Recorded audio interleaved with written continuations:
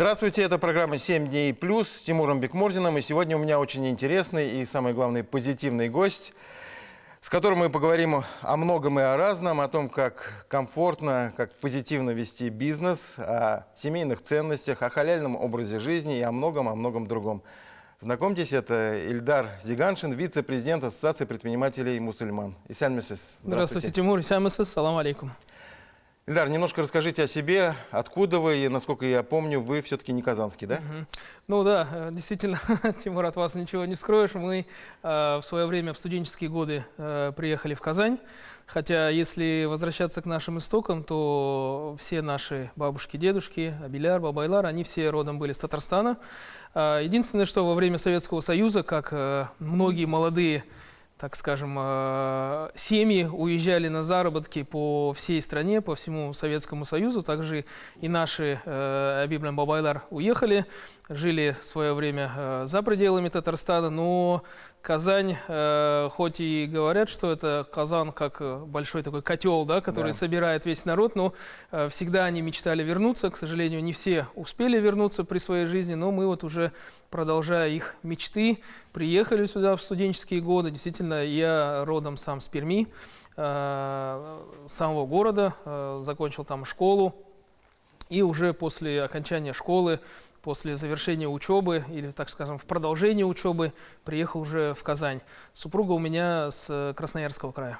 А познакомились вы с супругой? Мы познакомились с ней в Казани. В Казани уже, да, в Казани, в студенческие годы. У нас был в Казани такой татаро-американский региональный институт. Может, вы помните, наш известный академик был Мирза Исмаилович Махмутов.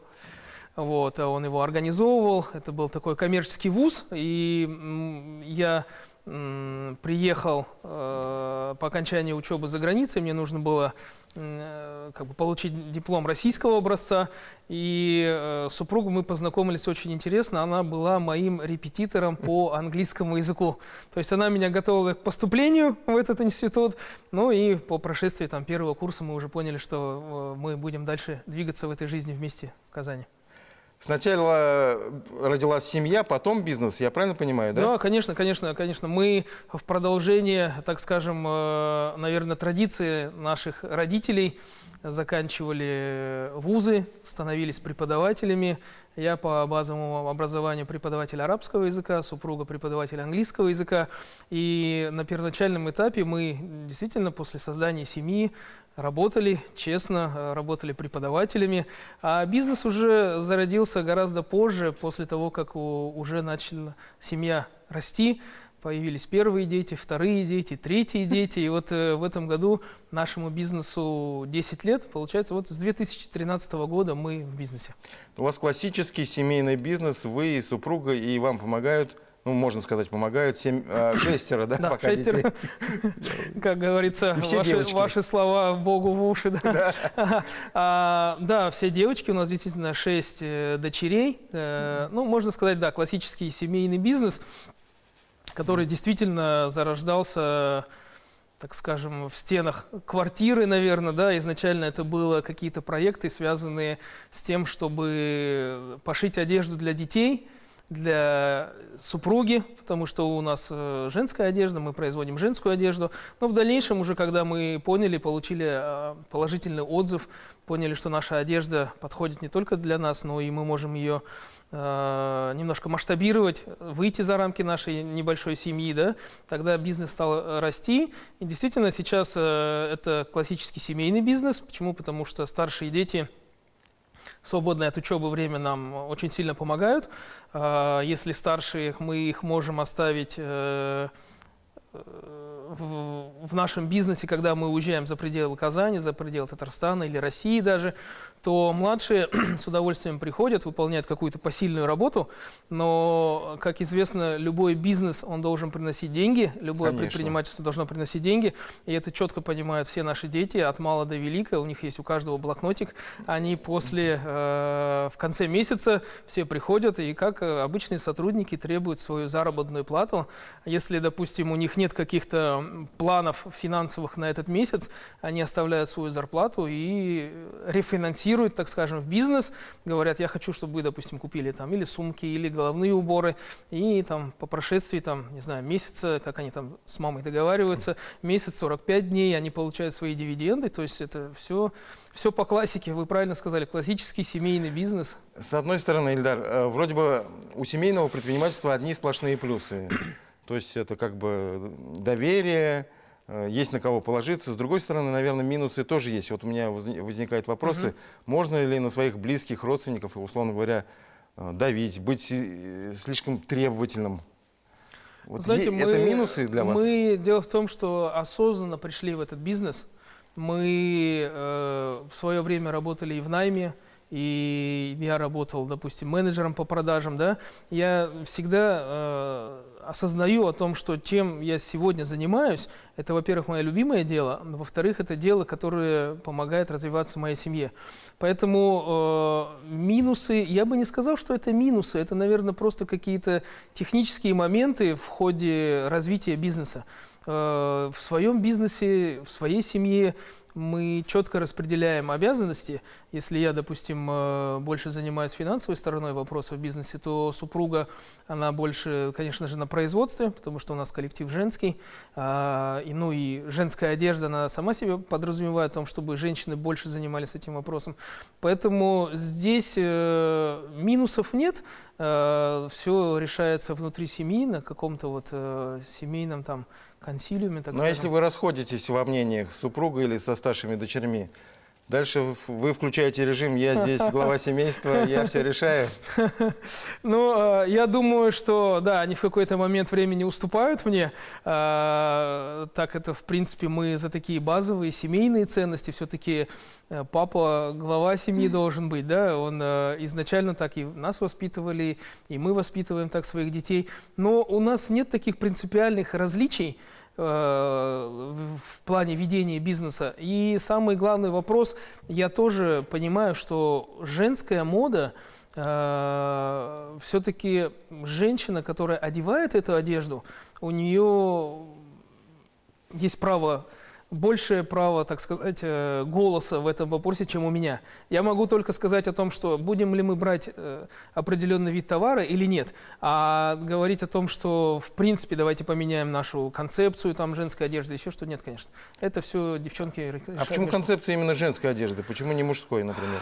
Это очень хороший вопрос. Действительно, мужская одежда очень востребовательна, и очень часто задают вопрос, почему вы не шьете мужскую одежду. Потому что, если возвращаясь к женской, у нас достаточно хорошие цены, да, и мы очень клиентоориентированная компания. Что касаемо по мужской одежде, во-первых, как и во всем бизнесе, в любом виде бизнеса, так скажем, да, проблема с кадрами. Если пошить мы еще швей можем найти, то конструкторов, допустим, мужской одежды очень тяжело найти. Поэтому я всегда с большим уважением смотрю на чем занимается у нас Алга, да, они же в основном шьют мужскую одежду, и плюс еще на специфического клиента, так скажем, да, где нужно угождать в большей степени, находить какие-то вот новые веяния, чтобы они были и в татарском стиле, и в то же время они отвечали современной моде. Поэтому вот Тимирхан тем занимается, Алга, это просто дань уважения ему. А мы вот на своем уровне, мы нашли свою нишу, этого нам полностью чем достаточно. Женская одежда – это наша, вот та ниша, которую мы для себя избрали, и пока мы с нее уходить не будем. Ильдар, что делать с этой проблемой, с кадрами, я имею в виду? Где их находить? К сожалению, многие, вот я имею в виду, советский потенциал мы растеряли. Сейчас привлекать надомников или заново выстраивать вот эти производственно-технические училища? Или что делать? Как находить? Я могу только поделиться своим личным опытом, как вот мы строим свой бизнес, да, в течение 10 лет. Конечно же, мы обращались и в профессиональные, в профориентированные, так скажем, да, учебные заведения. На первоначальном этапе на нас не очень серьезно смотрели, говорили о том, что мы с индивидуальными предпринимателями работать не будем. Но по прошествии 5-6 лет мы с удовольствием берем к себе на производственную практику девчонок. Пусть это будут закройщицы или это швеи, они к нам приходят, мы с ними работаем. Кому-то нравится, те остаются у нас, кто-то растет, перерастает нас, уходит дальше. То есть наш личный опыт, из нашего личного опыта мы выработали то, что мы все-таки кадры воспитываем сами. Ну, я, честно говоря, затрудняюсь сказать за большой бизнес, потому что у нас все-таки малый бизнес, и количество сотрудников не такое большое, но в то же время вот приток новых кадров у нас всегда происходит. То есть у нас всегда как... Знаете, вот такая интересная тенденция о том, что всегда продают билетов на самолет больше, чем посадочных мест. Да? Кто-то придет, кто-то не придет. Вот мы тоже всегда, у нас +1, +2 человека присутствуют на производстве, большее количество, чем нам нужно. Для чего? Для того, чтобы если человек заболел или срочно нужно куда-то уехать, чтобы производство не останавливалось. Поэтому вот воспитываем сами и всегда держим +1, +2 сотрудника. Эльдар, как вы считаете, в чем секрет успеха, ну, относительно, конечно, успеха легкой промышленности в России? Ведь уже говорили многие эксперты, что отрасль умерла, фактически ее не восстановить. Есть Турция, есть Китай, есть другие крупнейшие производители. Ну, вроде бы как бы легкая промышленность приказала долго жить. И тем не менее мы вот на глазах видим ее возрождение, становление. Такие предприниматели, как вы, как вот ваши коллеги, они просто показывают, и качество, и количество. Тут, знаете как, мы, наверное, это все сами делали по наитию.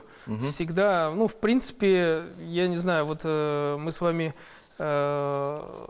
мужчины, нам как бы не так много нужно, да, у нас гардероб, допустим, он всегда какой-то стандартный, есть брюки, пиджак, есть джинсы, но женщины это немножко другая сфера, вот, в принципе, по женской легкой промышленности я могу сказать, что женщины всегда готовы покупать, и это доказывают вот те отчеты, которые сейчас вот производят электронные торговые площадки, да, маркетплейсы, они всегда говорят о том, что одежда в топ-5.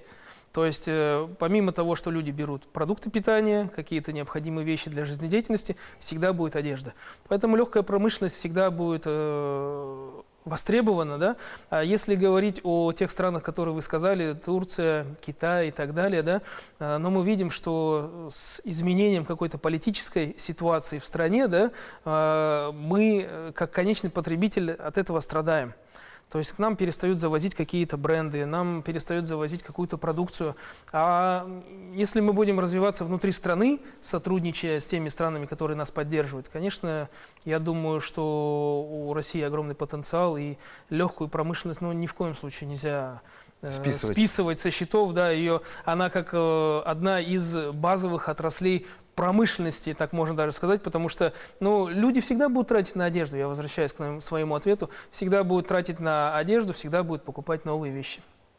Эльдар, вот сейчас в Казани мы можем часто увидеть модно одетых и стильно одетых молодых людей, девушек, и мужчин, и женщин. Но это хорошо, когда девушка в платке, в модной тунике, но немножко вызывает сомнения и вопросы, когда мы видим женщину в хиджабе или там в парандже. Насколько, как вы считаете, это вот соответствует именно казанской мусульманской моде или не соответствует? Я бы тут, наверное, все-таки свой ответ разделил бы на две части. Если мы говорим о мусульманской моде, женской мусульманской моде, да, то есть, конечно же, тут определенные критерии. Критерии все-таки закрытости женского тела, так скажем. Да?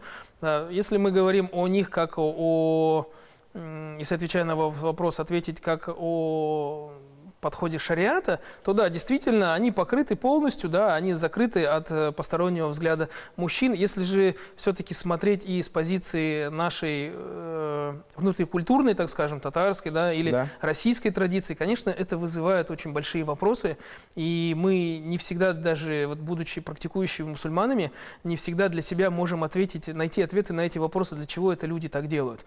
Но знаете, как вот Мы сейчас пытаемся посотрудничать с нашими исламскими, мусульманскими, так скажем, учебными заведениями, да, Мадраса Мухаммадия там, или Российский исламский институт. И мы видим, что даже религиозные деятели не могут повлиять на это, не могут повлиять на своих студентов, чтобы они ну, соотносили свои возможности, соотносили свои, так скажем, амбиции, может быть, даже какие-то, какой-то юношеский максимализм с нашей реальностью, с нашей действительностью. Потому что, и вот мы сейчас с ними разговариваем, как раз пытаемся какой-то сформировать единый стиль для студентов, для того, чтобы он был, во-первых, отвечал нормам шариата, но в то же время был приятен и понятен нашему простому российскому, татарстанскому, казанскому обывателю, да, чтобы, как вы сказали, чтобы, если мы увидели девушку в платке, да, ну, пусть даже если это будет он черного цвета, да, но он, чтобы он не вызывал какое-то отвращение, а все-таки он вызывал понимание, и было понятно, почему она так, допустим, оделась. А можно, Ильдар, как вы считаете, совместить вот мусульманскую моду и татарский национальный костюм? Конечно. Конечно, конечно, абсолютно, абсолютно, потому что татарский национальный костюм, он все-таки, наверное, будет больше отличаться какими-то орнаментами, да, вышивкой и так далее. То есть очень красивую вышивку можно сделать на любом изделии. И, в принципе, я знаю, что есть производители в Татарстане женской мусульманской одежды, которые действительно взяли, как, может быть, даже сказать, за такой конек, за такую фишку, что они на своей одежде мусульманской, женской ставят вот именно татарский орнамент. Мы все время пытаемся это тоже сделать, но скажу, почему мы не делаем внутри это нашего бренда, потому что это пойдет на удорожание. Все-таки это индивидуальный пошив, это индивидуальный орнамент, индивидуальная вышивка. Ну, хотя вот я, допустим, перед встречей с вами сегодня прошелся по нашей улице, по Парижской коммуне. Да. Это известная как бы улица, да, где представлены все мусульманские бренды. И был приятно удивлен, даже бренд, который, не буду называть, но позиционировали себя как, так скажем, зеркало иностранной, да, культуры, зеркало иностранной одежды. Смотрю, у них появилась линеечка с татарской вышивкой, и это очень даже очень приятно. Да, вот что касается популяризации татарского национального костюма, я вот не хотел, конечно, но, наверное, все-таки приведу позитивный западный пример. В Германии, в том же Мюнхене, я сам это наблюдал, вот предновогодние праздники, там такие красивые, стильные, театрализованные, костюмированные представления проводятся с национальными костюмами, немецкими, ну, понятно. Да. В республике, как вы считаете, можем ли мы более активно в этом направлении заниматься, чтобы наши чиновники, чиновницы не только на 30 августа, но какие-то другие праздники одевали наши национальные татарские костюмы, платья? Ну, знаете как, я думаю, что все-таки, наверное, официальное мероприятие будет немножко тяжеловато это сделать, потому что, если заглянуть в историю, все-таки национальные татарские костюмы это больше одевали на праздники, и мы видим это, вот, допустим, даже если вы говорите про заграницу, да, если вы посмотрите даже архив, там, может быть, репортажей вашей телерадиокомпании о сабантуях, да, за границей, в Европе, в Америке, вы увидите, что люди, те, которые уехали отсюда, татары, они больше, вот, конечно, тяготеют вот к этому и начинают... Почему сложно будет сделать? Вот Раис Татарстана Рустам Нургалиевич Миниханов, он же задал тренд определенный, вот в френче такого, со стойкой. И сейчас как-то он становится все более популярным. В чиновничьей среде в том числе. Но, мне кажется... Вы про женскую говорите, да, сейчас? Нет, я про мужскую в данном случае. Про мужскую, да, я полностью поддерживаю. Ну и женскую моду, видимо, кто-то, ну, татарский национальный костюм, я вижу, 30 августа иногда надевают вот наши чиновницы, но хотелось бы его чаще видеть. На каких-то совещаниях, может быть. Ну, такой стильный, деловой, может быть, татарский, знаете, еще вот, национальный костюм. Возвращаясь, наверное, к середине нашего с вами разговора, не всегда есть мастера, которые готовы исполнить желание клиента. Вот я знаю, что вот по Парижской коммуне был, я не знаю, как правильно это назвать, Эбиволь. Да. Вот они как раз занимались разработкой даже женского национального костюма и шили. Ну вот смотрю, что второй год они уже под реставрацией, там никого нет.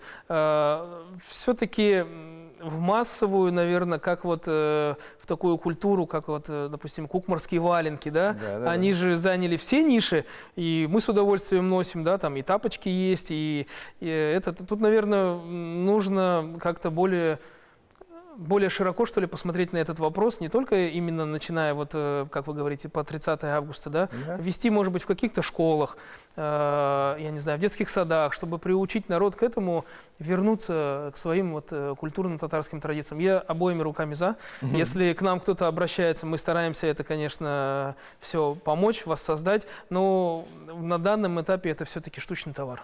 Ильдар, немного зная вас, я не поверю, что кроме швейного бизнеса у вас нет мысли развивать еще какие-то направления. Наверняка они есть. Я почти уверен в этом.